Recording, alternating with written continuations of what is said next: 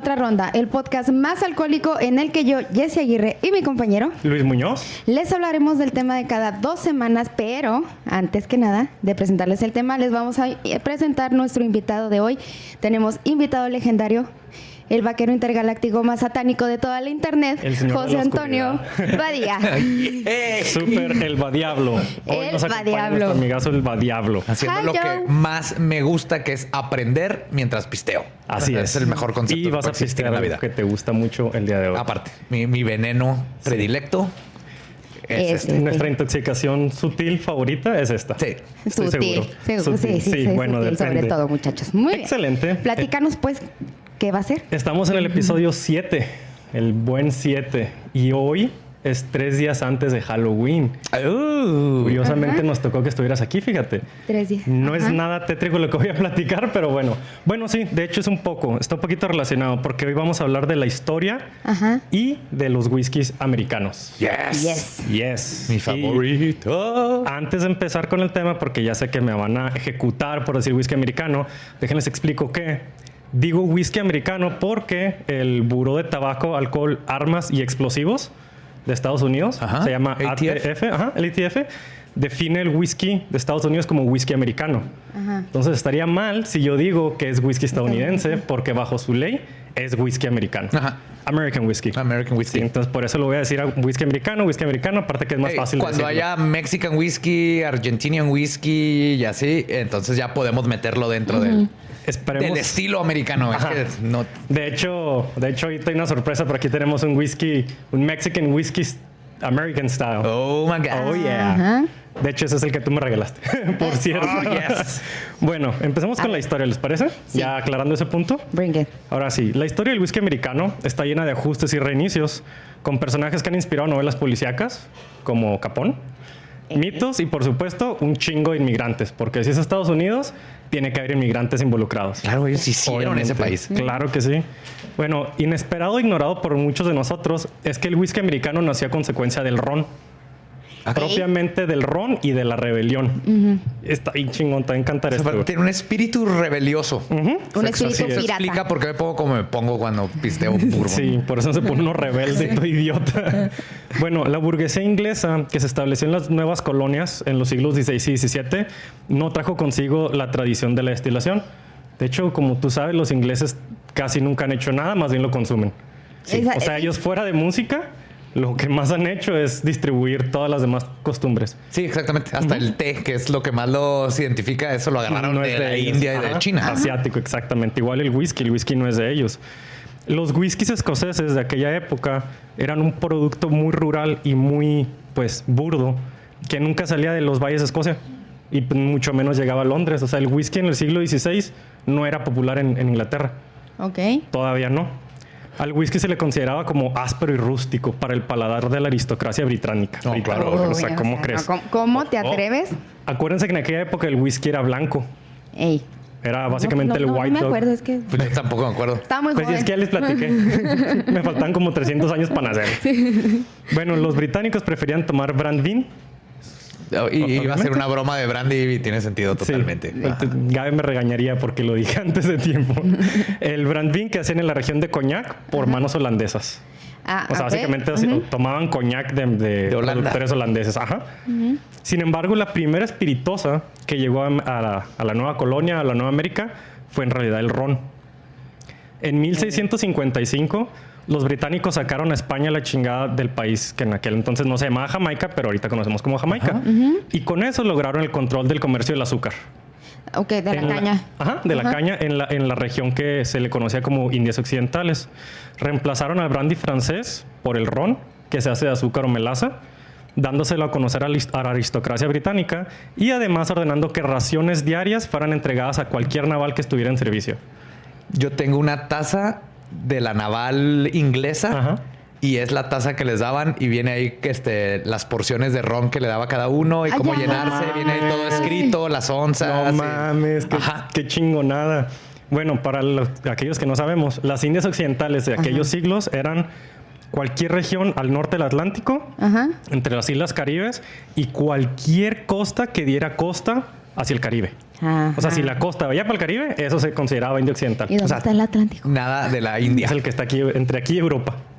Ok, el del medio. Ajá, okay, entre nosotros y Europa. Ajá. Muy bien. El Pacífico es el otro, que también, no sé por qué se llama Pacífico, si siempre hay desmadres ahí también.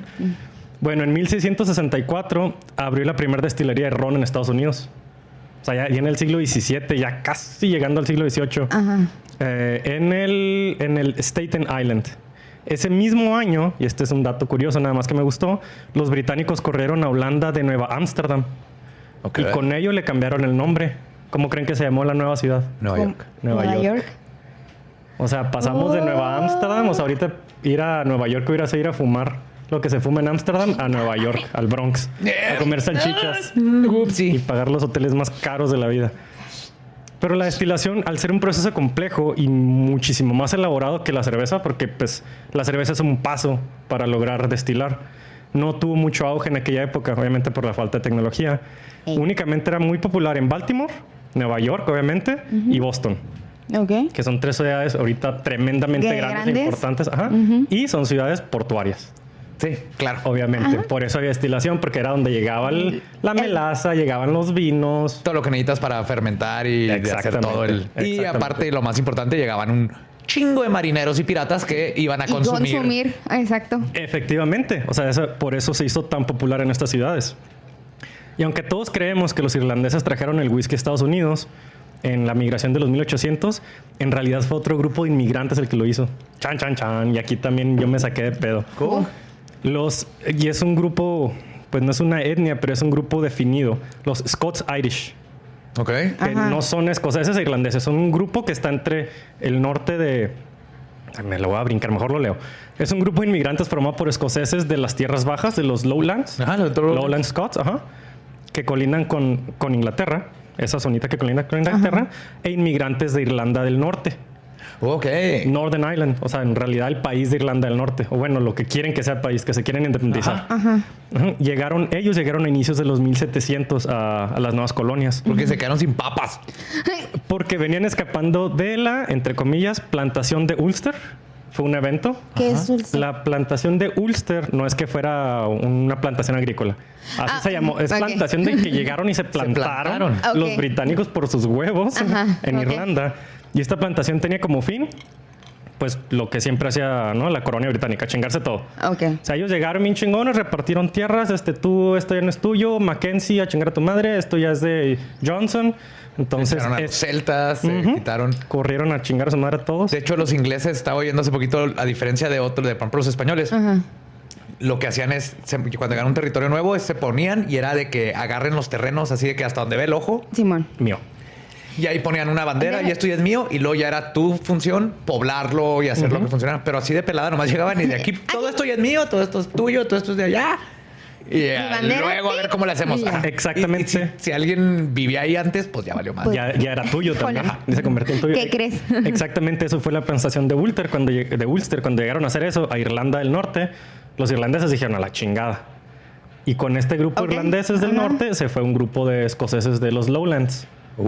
Y se hizo como porque los Highlanders estaban peleando todavía, que son inmortales. Cagadero allá, sí. Los Lowlanders estaban muy jodidos porque están pegados a Inglaterra. Entonces no los dejaban respirar a los pobres güeyes. Por eso mejor le pelaron. Dijeron, no, ni madre, vámonos. Sí, eran los fronterizos. Ajá, eran los fronterizos. Siempre nos tienen jodidos. Para todo. Y nuestros amigos, desafortunadamente, se les ocurrió emigrar al este de Norteamérica, a las colonias, donde pues obviamente como eran colonias británicas, pues no los recibieron con mucho cariño, ¿verdad? No. Los corrieron por traidores y desertores hasta el oeste del río Delaware. Ok. A chingar a su madre para el oeste. O sea, lo bonito, Nueva York, Boston y todo esto, les dijeron, aquí no. Aquí no va. Vámonos. Llegaron a la zona que hoy se conoce como Pensilvania, el estado de Pensilvania, donde por fortuna se toparon con inmigrantes suecos, holandeses y alemanes, quienes también tenían la tradición y costumbre de destilar y hacer cerveza desde su tierra natal. Se toparon con estos pedotes. Sí, básicamente. Sí, básicamente suecos, holandeses y alemanes. Sí, unos 3 mexicanos y ahí un cacahuate, güey. ¿Y quién te necesita, Boston? Nadie. Así es. ¿Quién chingo te quiera Nueva York? Nueva Ámsterdam. Ya no se llama así. Bueno, una vez que los Brits controlaron el mercado del azúcar, como buen monopolio, pues le pusieron el precio que le dio su chingada gana. Lo subieron a su antojo y además, entre más te alejabas de los puertos, pues más elevaba su costo.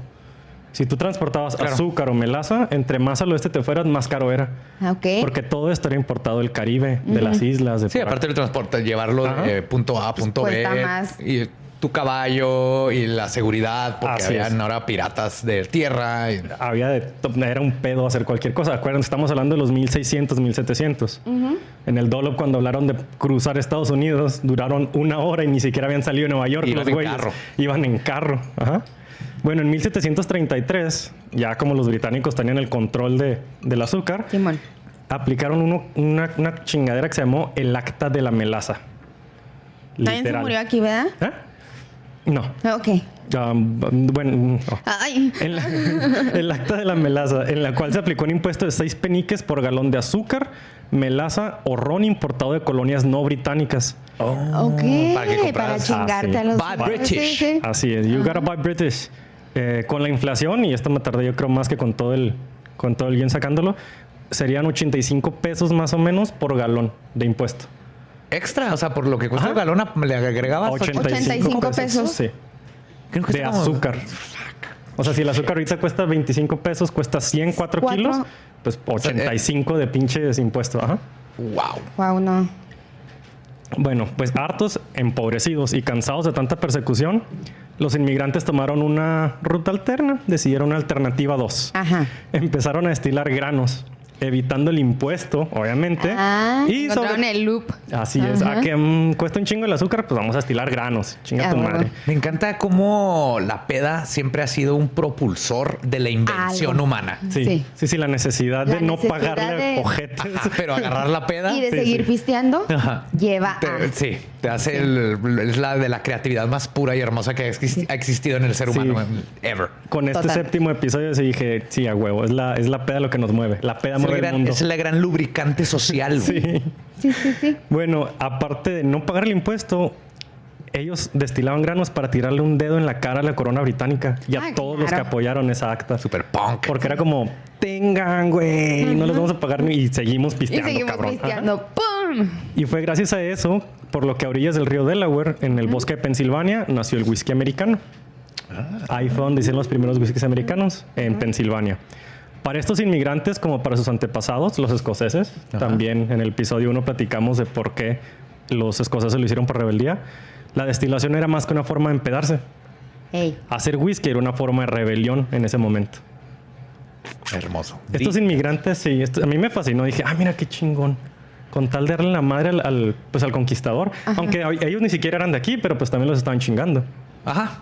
Sí, también sufrieron de su racismo y todo horrible. Los irlandeses, todos los que no eran ingleses. Básicamente. De hecho, hay mucha gente que no sabe que hasta hace poco los irlandeses sufrían de muchísimo racismo. Muy cabrón. Sí. Muy cabrón. Sí. Bueno, estos inmigrantes conocían bien la economía de la destilación. En sus países natales, los granjeros alquilaban las tierras. Y esta gente que alquilaba la tierra para cosechar tenía que pagar al terrateniente un porcentaje de la cosecha o de la venta. ¿De las dos o no, una o la otra? O sea, o le dabas un tanto de la cosecha. Si el terrateniente decía, oye, no, pues es que págame con kilos de cebada o págame un tanto de lo que vendiste.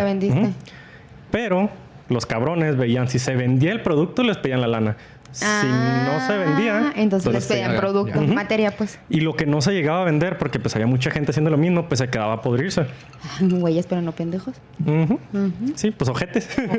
Y destilar le permitía a estos granjeros recuperar una gran parte de lo que se iba a desperdiciar. Porque en vez de echarse a perder, lo echaban a perder con propósito, que era fermentarlo. Y luego lo destilaban. Lo que lo hacía portátil y muy popular era en aquel entonces el destilado, porque se utilizaba como moneda de cambio. Sí. Porque todavía había trueque en aquel entonces. Era lo mismo que cambiar fresco o ya destilado. De todas maneras te sirve. Sí. O haces whisky o haces pan. Sí, o sea, ¿qué prefieres? ¿Un galón de whisky o prefieres 2 pinches cajotas de cebada, de trigo, no? Cebada. Y aparte por la movilidad, te imaginas mover, no sé, 3 toneladas de cebada. Así es. O sea, es más difícil. Con la mulita, ¿te acuerdas? Exactamente. Por último, el gobierno, y aquí es por lo de la rebelión de los escoceses, el gobierno podía cobrarles impuestos sobre el grano. Porque no mames, ¿dónde escondes 10 toneladas de cebada? Pero, pero no podían encontrar el alcohol tan fácil. Porque lo guardaban en barricas chiquitas y lo transportaban en chinga. Entonces era más fácil de ocultar unas barriquitas que un granero completo. Por eso los granjeros aprendieron a destilar. Ok. Era más redituable. Era mucho más redituable, sí. Y aparte, pues pagabas mucho menos impuestos. Pagaban menos y menos probabilidad de ser cachados. Así es. Bueno, pues los inmigrantes empezaron a destilar granos y tuvieron un periodo de mucha paz hasta que en 1794 George Washington aplicó un impuesto nuevo. ¡Ay! Ahora el consumo del whisky ya destilado. ¡Fuckers! ¡Para gobierno! ¿Por qué, güey? No nos dejan ser felices con nada. Pues es que era para pagar por los gastos de la guerra de independencia. ¿Ah? Sí. Bueno, es buena causa. Sí, o sea, al final fue buena causa. Sí. Está bien. Desafortunadamente los granjeros dijeron no, ni madre. Y esto provocó en Pensilvania una revuelta que se conoció como la Rebelión del Whisky. En esta rebelión del whisky, los granjeros se enfrentaron a las tropas de Washington porque, pues, o sea, la gente no quería y tuvo que mandar al ejército de Washington de, güey, ve y cóbrales. ¿Y se aventaban botellas de whisky? Pues no, mames, estaba ahí un chingo lo que les hacían. Los granjeros agarraban a cualquier pendejo que pudieran, lo llenaban de brea. Ok. Lo emplumaban. Y luego lo montaban en unos troncos y lo sacaban a la chingada del pueblo. Güey que cayera y que quedara prisionero, le hacían eso y a chingar a su madre. Destierro con humillación incluida. Sí, y pues mientras los iban sacando, obviamente todos los demás granjeros los apedreaban y los madreaban. Esa fue la rebelión de Pensilvania.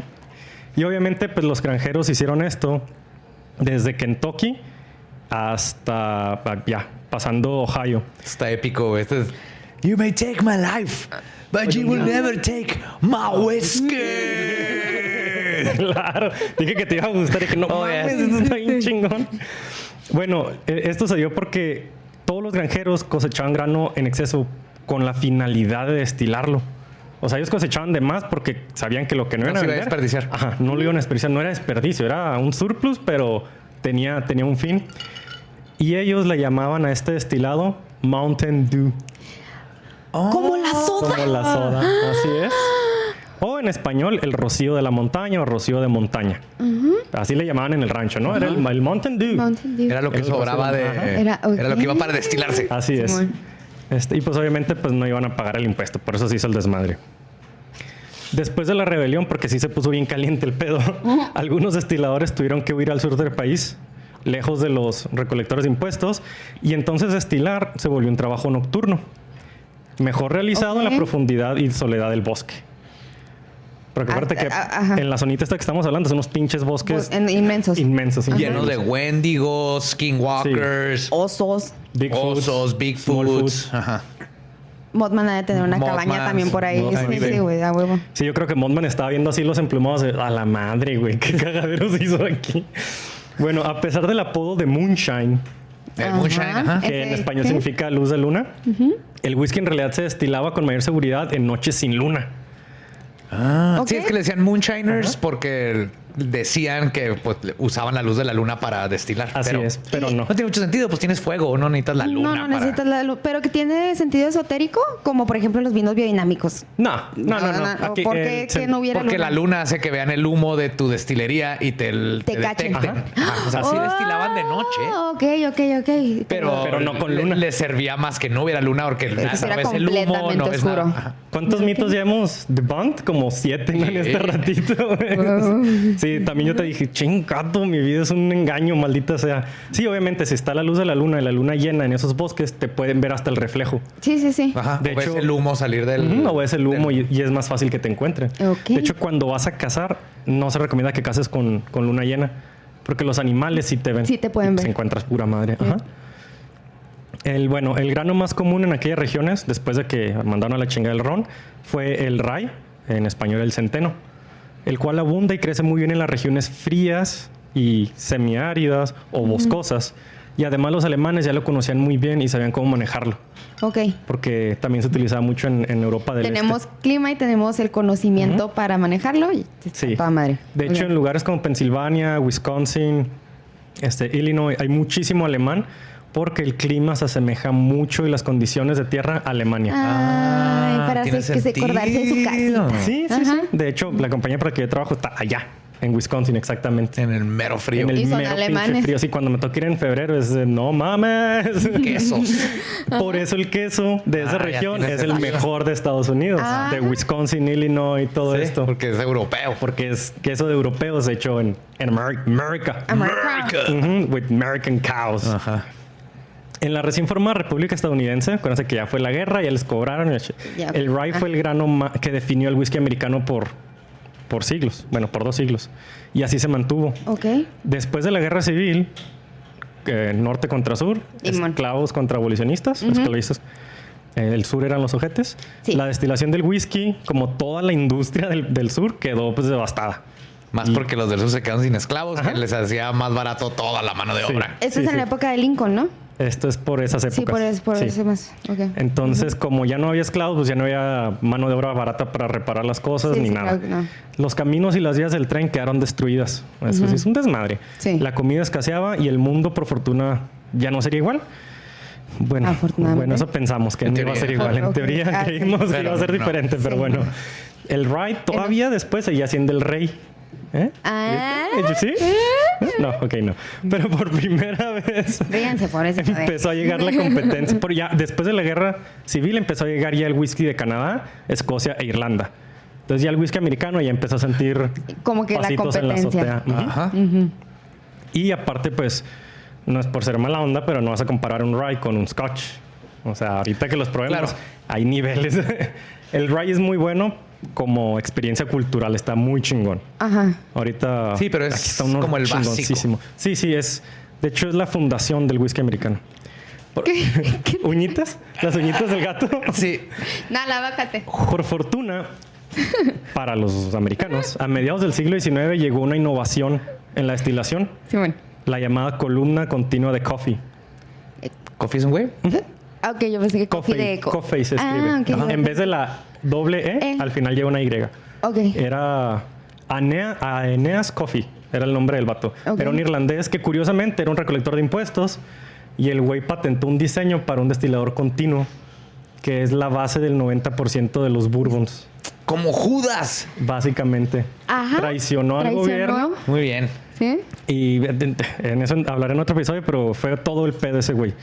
Bueno, esta columna continua, a diferencia de los alambiques, es mucho más fácil un chingo de atención, perdón. Es mucho más fácil de operar y es mucho más económica de operar.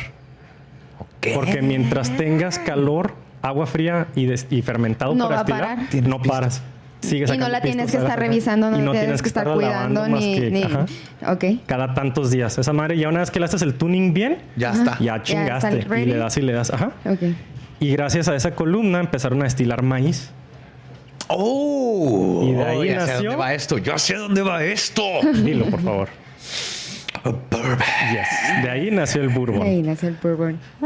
Coffee. Entonces, recapitulando, empezamos con... Coffee. Voy a dar una foto y la voy a tener en mi Aeneas cuarto. Coffee. Bueno, la idea del bourbon como una cosa única y diferente entre los whiskies es puro pedo americano. O sea, es puro invento. Son más las leyendas y los mitos que lo rodean que lo que realmente sucedió. Pero tal vez esto ayuda a darle un poquito de feeling patriótico a la bebida. Sí, existe un condado conocido como Bourbon en el estado de Kentucky, localizado a las afueras de Lexington, llamado así por la dinastía francesa Bourbon, descendientes del rey Luis IX de Francia. Ellos eran dueños de una gran parte del estado de Luisiana. Porque cuando conquistaron, pues acuérdate que se separaron. Sí, lo de Luisiana era francesa. Básicamente fue una plantación también a la chingada. El estado de Luisiana fue posteriormente vendido a la nueva República Americana por $15 millones. No manches lo que te cuesta una casa en Hollywood ahorita. Bueno, 15 millones de aquel entonces. Eso sí, no saqué la conversión.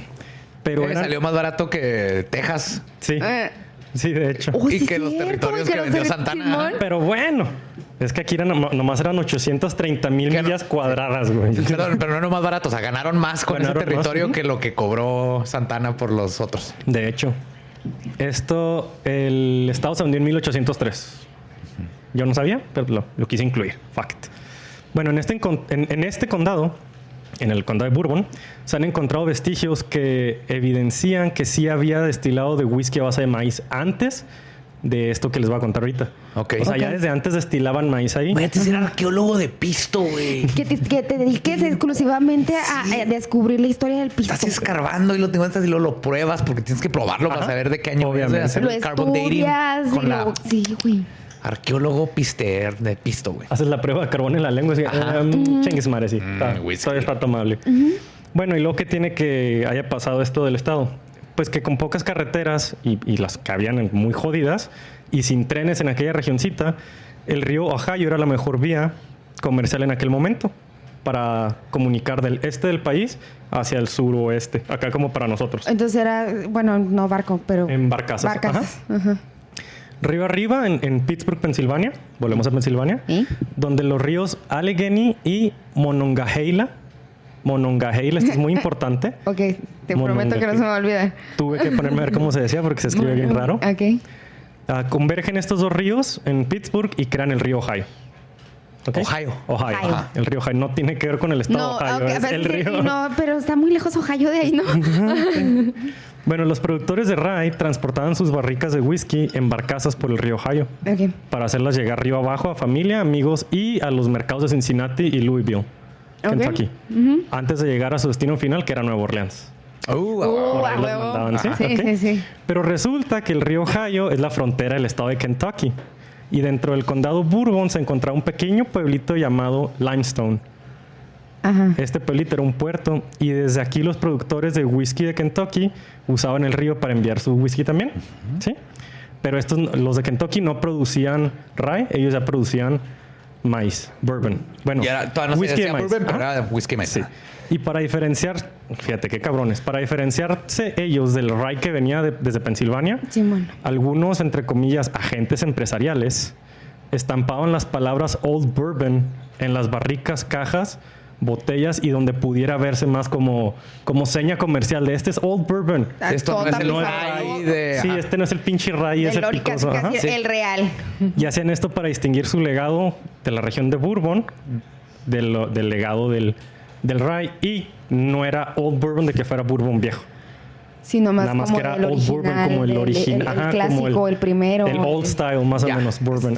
Classic. Sí, Classic. Y mientras estas barricas viajaban en las barcazas río abajo,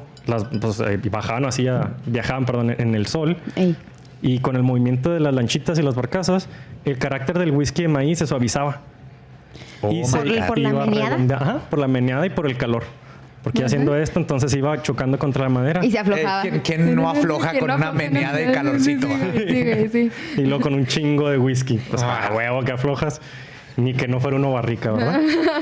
Entonces esto lo hacía mucho más elegante que el pinche rye, porque el rye es fuerte. Los fans de este nuevo whisky, de río abajo, no le llamaban whisky o whisky de maíz. Ellos pedían Old Bourbon Whiskey o Bourbon Whiskey. Y ya de ahí nació el pinche nombre. Dame bourbon. I want a bourbon. Y ya de ahí se quedó el nombre. Pero sí lo diferencia entonces de maíz es el bourbon. Sí. Rye es el scotch. El maíz es el más americano. Rye es el... Más del holandés. Pues el inmigrante. El más europeo. Más europeo, más de los holandeses, los de fuera. Curiosamente en Europa no se consume el rye casi. El whisky de rye casi. Es muy poco. ¿En Europa? En Europa, De hecho, aquí se ve mucho. Sí, aquí sí. Aquí sí se ve. Por esto, porque literal no había más. Y vivimos en el Wild West. Sí. Bueno, y el rye a mí se me figura que es lo que tomaban en las películas que uno de los vaqueros. Sí. Que le dan el facho y ¡ay, hijo su pinche! Sí, o sea, el viejo toda esta área donde vivimos en Juárez y Texas. Y todo eso, el rye era el... Sí. Luego ya empezó a entrar el bourbon, pero el clásico, si ves en vaqueros, rye. Era rye. Rye whisky. Y entonces llegamos ya, fast forward, a la década de 1920. Y decir que la prohibición fue devastadora, pues es poco, ¿no? Ay, sí. La ley que forzó la prohibición, el Volstead Act, el acto de Volstead, surgió de la 18ª enmienda de la Constitución americana. Y fue la cereza en el pastel de un movimiento de abstinencia que tenía cocinando hace 80 años ya. O sea, fue por un imbécil súper religioso. Que ya no quería que nadie pisteara y bye. De hecho, eran organizaciones de esposas las que... Ajá, pero fue un güey el que... Fue un güey que fue al Congreso. el que empezó el movimiento. Pero era por religión. Era por religión. En inglés se llama el Temperance Movement, el movimiento de templanza. Templanza. Nada más que dije, no voy a poder decirlo en el show. La pura hipocresía. Yo lo digo, no te preocupes. Gracias. La pura hipocresía, sí son bien pedotes. Pero yo pobres las esposas de los vatos que andaban en eso, porque no pueden ni echarse su whisky para soportar la vida que era ser una mujer en esos tiempos. Exactamente. Y le echaban la culpa al desmadre que tenían al alcohol. Pero después se dieron cuenta que no era el alcohol el problema. No, claro, sí, como siempre. Había un problema sistémico. Ay. Sí. Como siempre, echándole la culpa al alcohol. Ajá. Este movimiento abstemio inició en Kansas y en Missouri. Pero sus raíces en realidad vienen de la revolución industrial de Inglaterra, Irlanda y Escocia. Volvemos, sí. El Temperance Movement tuvo sus raíces en Inglaterra, Irlanda y Escocia. ¿Y se lo tomaron el pues es que, por ejemplo, ¿Se lo trajeron? Pues es que acuérdate que hay muchísimos inmigrantes de Inglaterra, Irlanda y Escocia en Estados Unidos. Sí. Acuérdate que ya les pegaron fuerte los protestantes y los católicos del lado irlandés. Irlanda es súper católica, así cabrón. Eso sí sabía. Sí, eso sí muy sabía. cabrón. Bueno, Irlanda del norte. Del norte, sí, del norte. ¿Quieres, o sea, que fueron los que se escaparon? Terroristas Ajá. son los irlandeses. Sí. What? Yes. ¿Te acuerdas? Bloody Sunday, la canción de YouTube, habla de una fecha Sunday, Bloody Sunday, donde explotaron así como bombas y mataron inocentes y todo. Eran católicos terroristas. I didn't know that. Ajá. ¿Conoces el trago, el Irish Car Bomb? Claro. ¿Por qué crees que se llama Car Bomb? ¡Oh, no! Usaban a lo Escobar. Y sí, así te deja, güey. Y eran católicos usando bombas, carros bomba para matar gente a lo idiota. Nomás porque Simón. Sí. Por católicos. Por católicos. Porque Diosito. Porque pisteabas. Ay, no, güey. Y esta gente fueron los Scots Irish, es la gente que emigró para acá y se trajo esos ideales y ya nos jodía a nosotros acá, ¿verdad? Claro que sí, gracias. Pero la neta es que en aquellos países los abstemios sí forzaron leyes para recortar el consumo, pero más que nada la producción del whisky. Al grado que en los 1830 docenas de destilerías cerraron en Dublín. Chingo de destilerías. De hecho, desde entonces Irlanda no se volvió a recuperar. No. Irlanda es uno de los 5 grandes productores de whisky. Para mí es el creador del whisky, por lo que yo he leído. Yo te creo también. Ajá. Pero... Aparte, había un chingo de hadas y les ayudaron, estoy seguro. Sí. Yo creo por eso creían en las hadas, se la pasaban destilando los güeyes. Yo no creo, ¿sabes? Porque existen. De ahí. Sí. Voy a dejar eso muy claro. Ni te le pongas porque mira. Yo no dije que no. Así te va. Desafortunadamente, desde que cerraron ya Irlanda no se recuperó. O sea, de hecho ahorita hay 9 destilerías en Irlanda. ¿Qué? Sí, es de los 5 países más grandes de producción. Ajá. 9 destilerías. 9 destilerías. Y ella se rifa en de las producciones más grandes del mundo. Así es. Ok. O sea, salud por Irlanda, qué chingón. Pero tienen Guinness. Sí. Que es muy de allá buena. viene la Stout. Que nada que ver la Guinness de allá a la que nos llega acá. No, mami, nada que ver. Nada que ver. Pero bueno, nada de lo que sucedió en Europa se equipara con la tragedia de los Estados Unidos, que inició justo después de la Primera Guerra Mundial y cerraron más de 50 destilerías en su punto de máxima, así llegaron un día y lo chingaron madre todos. Bye. Quedaron algunas destilerías abiertas. No voy a hablar mucho de la prohibición porque ese es otro episodio. Sí quedaron algunas abiertas. Ajá. Pero justo antes de la Segunda Guerra Mundial, cuando ya se volvió la aberración de estupidez de la que hicieron, Simón. el whisky americano y el whisky en general ya se había transformado. O sea, pasaron 20 años y la gente ya, sus gustos habían cambiado. Que a los que sí les benefició muchísimo, quiero contar esta historia, aquí en Juárez, en las fronteras, pues la prohibición, todo el mundo se venía para acá. En esos tiempos Juárez que usaban 10,000 personas diarias. Simón. Y era... Sí. Tenías jazz de Nueva Orleans, tenías toda una... Y mi abuelo, de niño, tengo un tío abuelo que era... cruzaba whisky en esos tiempos. Simón. De aquí de Juárez para Estados Unidos. Ajá. Y mi abuelo materno lo mandaban con las botellas. ¿En la mochila? Ajá, así con uno cargado a el Río Bravo. Antes era mucho más grande. Simón. Y había una isleta. Y tenía agua. En medio, que se llama ¿cómo se llama? ¿Isleta? No, Córdoba. Córdoba Isleta, por eso se llama el puente Zaragoza. La isleta era se llamaba la isleta de Córdoba. Simón. Y era no man's land, ¿no? Tierra de nadie. Ajá. Entonces ahí iba y ahí hacían el intercambio y todo. Y mi abuelo, como era menor de edad, él viajó terminó en Veracruz y se vino a Juárez.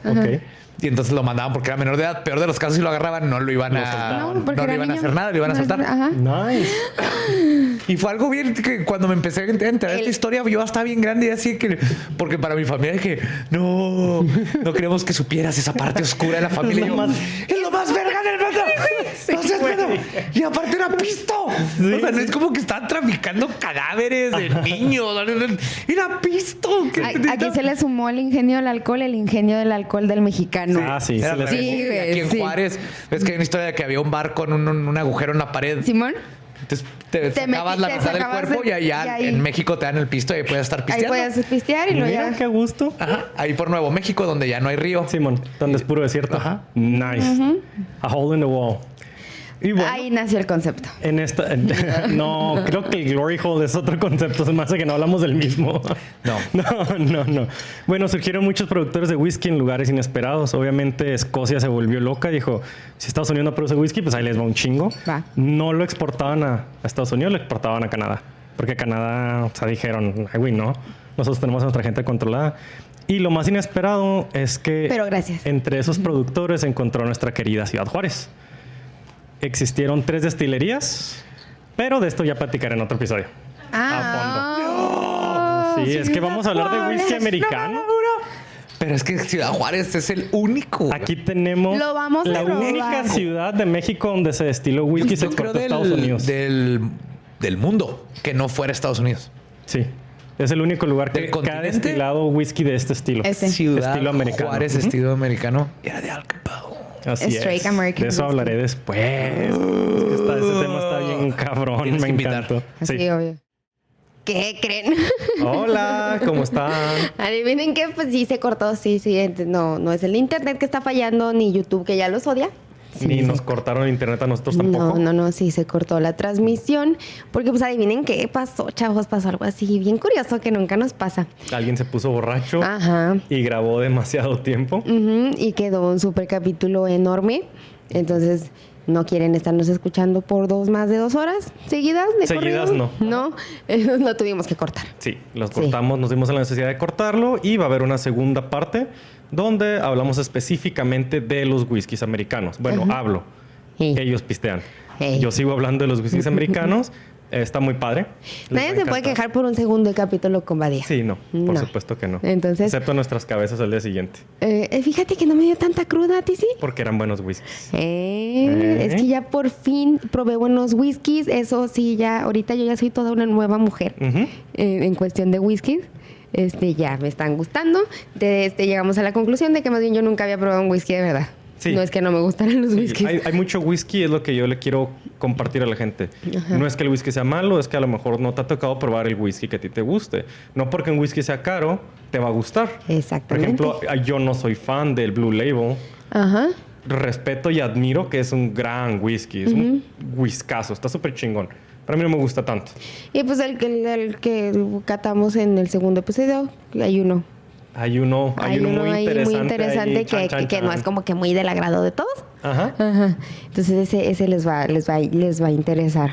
Pero bueno, entonces ¿qué vamos a hacer? Ahorita que nomás quedó su episodio de media hora, pues les vamos aquí a platicar de cosas que nos han preguntado durante, pues ya lo que llevamos en estos 7 episodios. Este es el séptimo. Este es el séptimo episodio. 7 de la buena suerte. Exactamente. Estamos a 2 días de Halloween. 2 días. Yo dije que 3, pero son 2. Bueno, si cuentas el jueves, porque hoy es jueves. Hoy es jueves. Jueves, viernes, sábado. El sábado es Halloween. Estamos a 2 días de Halloween. Entonces, en lo que llevamos hasta ahorita, el episodio número 7, las preguntas que nos han llegado a hacer. Y pienso una, porque me han hecho bastantes y luego se me van. Tú empieza, una. A mí, un amigo me preguntó justamente hoy, oye, ¿qué onda? ¿Los destilados de dónde obtienen su sabor, su carácter? ¿Del grano o de la fruta, de la fermentación, de la destilación o de la barrica? Es de todo el proceso.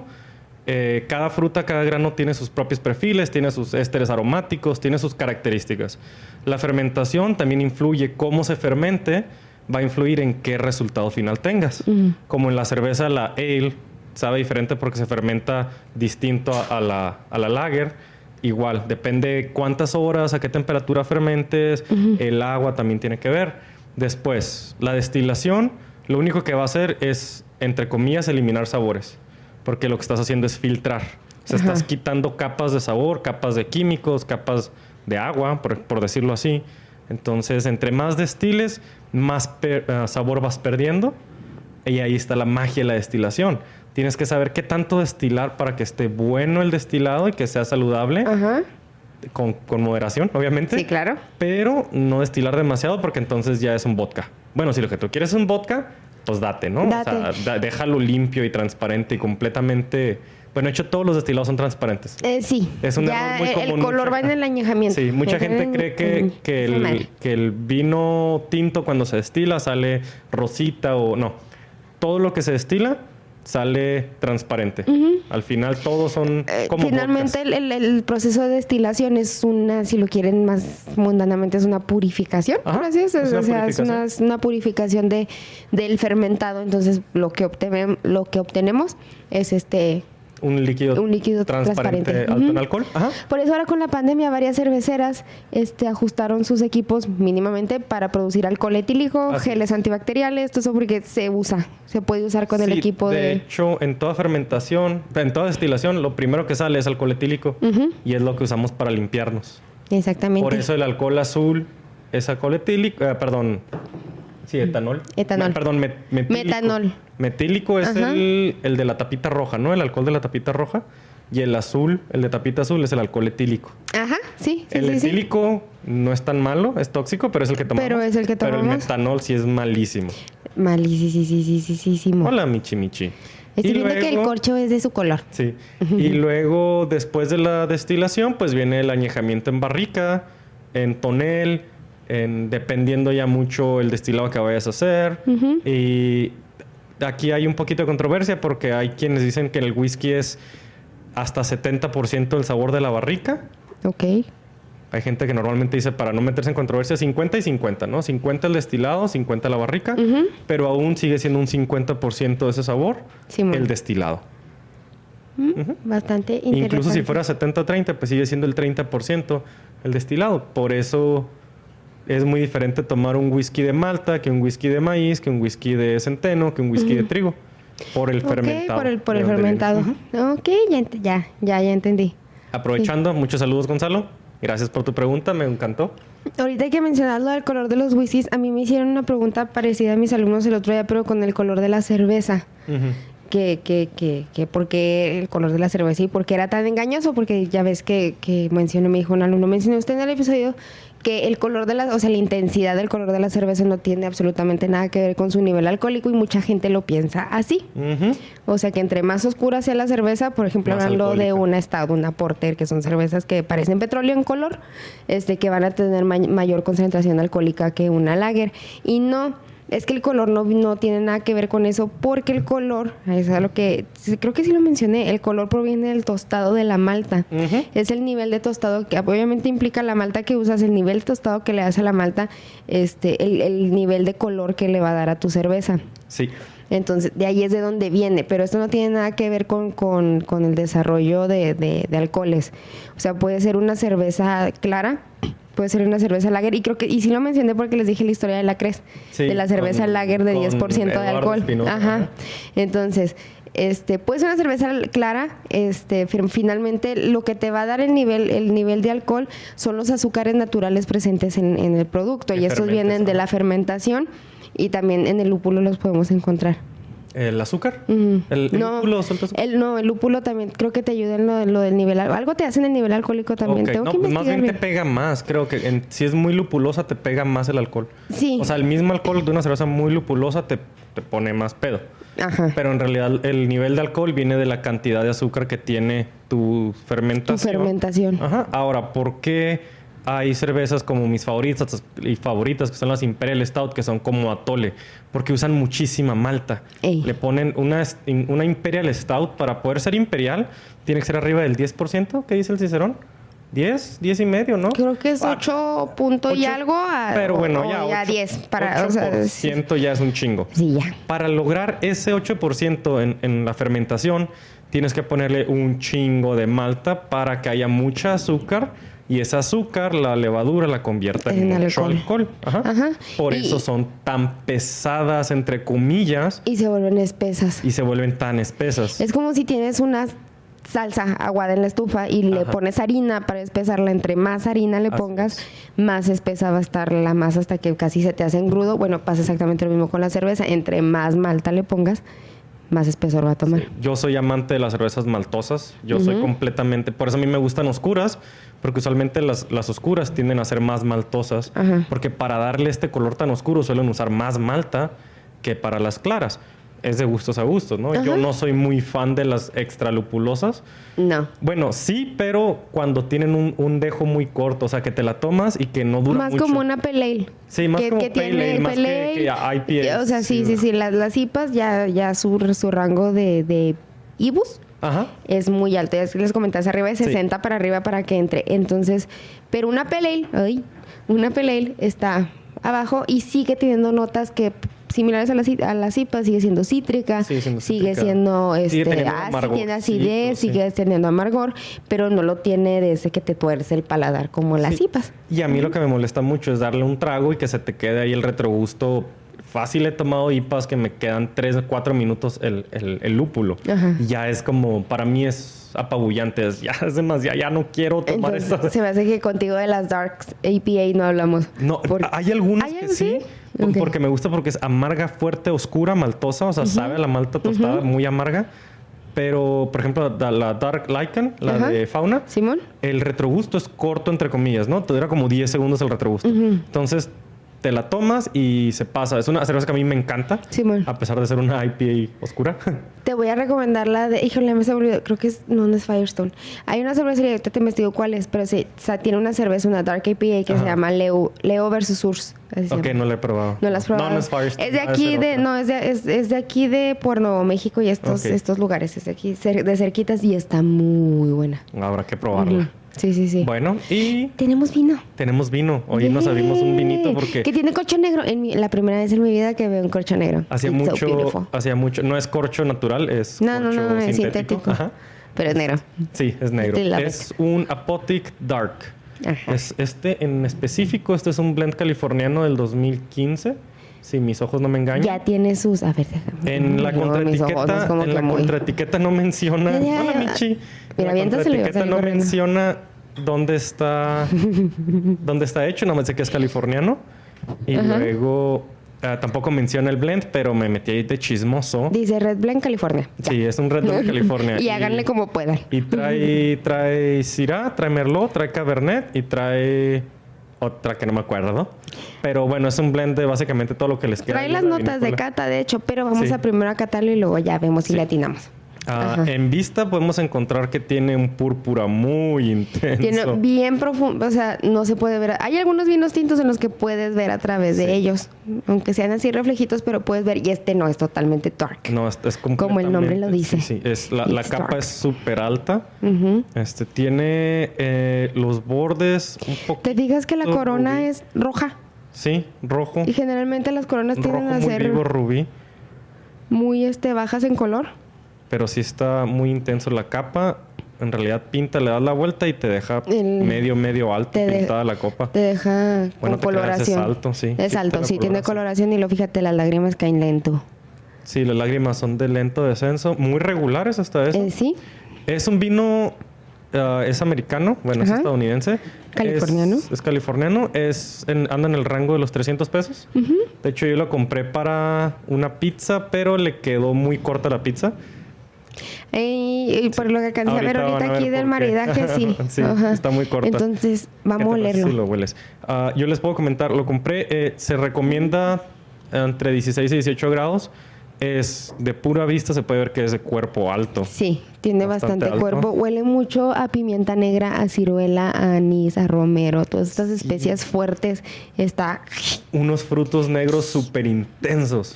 Así súper intensos. Huele a... Canela. A canela. Sí, huele como a mezcla de pie de frutos negros. Ándale. O sea, echa ciruela, echa cereza negra, zarzamoras, chingazo de canela y azúcar. Y cuando está así en mermelada para el pie, a eso huele. Súper intenso los frutos negros.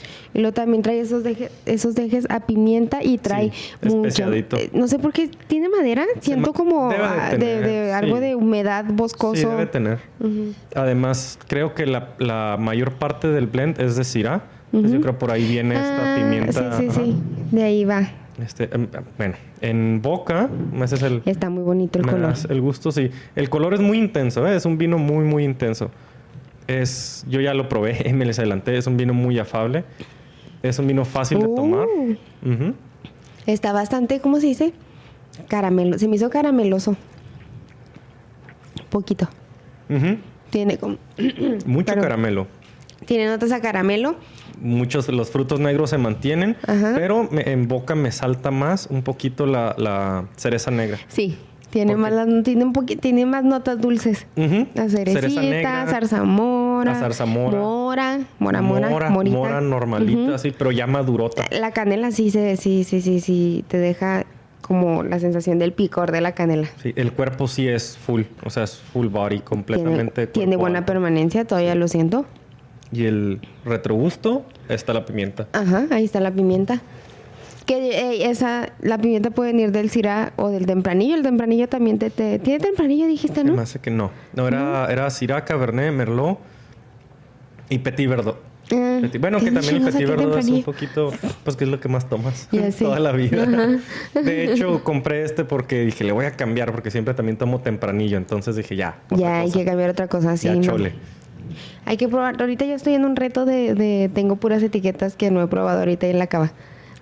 Yo le llamo todos los días eso. No, pues sí llega un momento en el que me doy cuenta, empiezo a comprar los vinos que ya conozco y que me gustan. Claro. Y de repente vuelta ya tengo ahí de vinos que ya he comprado botella tras botella. Es como que, güey, conocí nuevos. Entonces sí, ahorita estoy en ese. Sí. Este vino por el precio se me hizo muy bien. Sí. Digo, a mí me costó 300 pesos. Vale la pena, sobre todo si estás iniciando y quieres empezar a entrar en los vinos de cuerpo potente. Este es una buena entrada. Si no te eres todavía muy fan de los vinos fuertes o si estás empezando a tomar vinos y lo tuyo son los rosados y los blancos, este vino no... El tanino es de hecho es muy discreto. De hecho no está... para nosotros no es tánico, pero en cuestión común no es amargo, ¿eh? No. Es un vino que predomina más lo afrutado en realidad que la tanicidad. Pero sí fácil está de tomar. Sí, está muy intenso. Muchísimo cuerpo. Sí me gustó. Sí, a mí también. No es. Sí, pues la barrica. Yo creo que sí. Nomás no encontré cuánta barrica trae, pero sí tiene que traer bastante barrica, la verdad. Se me hace raro que no lo pongan, pero mira. Yo creo que entre 8 y 12 meses debe estar embarricado este. Lo leo. Y es de 14%. 14,5% de alcohol. 14. Ajá. Dice, Apotic Dark integra perfectamente los sabores de la mora y cerezas negras, con sus tentadoras notas de café y chocolate oscuro, dejando una sensación misteriosa e intrigante en tu boca. ¡Ay! Combina perfectamente con platillos como el cordero en salsa de romero, acompañado de un risotto parmesano relleno de hongos y arúgula. Strong. Sí, la arúgula, el cordero el strong, risotto con hongos y arúgula strong, el relleno de la salsa de romero strong. O sea, sí. Quesos fuertes, quesos potentes, quesos añejos. Ajá. No quesos, o sea, le metes un brie, le metes un panela y te vas a ver. Un camembert y lo matas. Sí, no tiene que ser. Probablemente te choque un poquito lo cremoso el camembert con este vinito. Sí, te va a dejar mucho la sensación pastosa en la lengua, probablemente. Va a ser muy pastoso. Pero me gustó. A mí también. Me sorprendió, la verdad. Con los tetanitos que me comí hace rato. Ándale, algo grasoso, porque sí tiene el alcohol para lavarte grasa, ¿eh? Con carne, ¿con qué carne? Yo no lo maridaría con un corte muy de alta calidad. Le metería algo más... Un sirloin, unos tacos de arrachera. Unos tacos de sirloin, unos tacos de arrachera. Algo con salsa. Hasta una burger. Vámonos. Una burger con piña. Una burger. Chingate esa. Porque la burger, ándale, y ya trae la burger, trae pues que las mostaza, mayonesa y las salsas y así, chingazo verdurita de sabores, y las papas fritas y tradicional y con unas papas, estas papas que les echan parmesano y perejil. Uy, sí. Así. Sí, somos sí. unos gorditos. Ay, ya quiero comer. Pues bueno, ¿alguna pregunta que te hayas acordado aparte de la cerveza? Ay, no, ya me metí en lo del vino. Sí, ya. Perfecto. Por hoy. Muchísimas gracias. Recuerden seguir a nuestro invitado legendario en todas sus redes sociales como @elvadiablo. Y @leyendas podcast, que ya no se los tenemos que recordar, ya los conocen. Pues llegaron aquí por él. Sí, exactamente. Sí, gracias por venir. Muchísimas gracias por acompañarnos. Es un placer. Si se quedaron hasta el final, muchas gracias. Si siguen aquí. Ajá. A nosotros nos pueden encontrar en todos lados como Otra Ronda del podcast. A mí como @someluis con doble M. Yo soy @jessiap_ al final. Y recuerden, antes de irnos hay que recordarles lo de todos los días. Perdón. Beban con moderación. No hagan lo que nosotros. Si toman, no manejen. Si toman, no manejen. Yo aquí vivo y ellos se van en Uber, no se apuren. No se preocupen. Muchísimas gracias por acompañarnos y esperen la segunda parte que está todavía más chingona. Ahora sí se van a reír. Ahora sí, más. Bueno, yo me reí bastante. Ay, sí, yo también. A su salud. Salud. Ay, salud. Hasta pronto.